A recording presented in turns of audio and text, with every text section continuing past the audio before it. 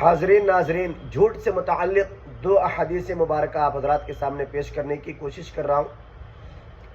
یہ بات تو ہم میں سے ہر ایک شخص جانتا ہے کہ جھوٹ اسلام کے اندر ایک سنگین جرم ہے، بہت بڑا گناہ ہے۔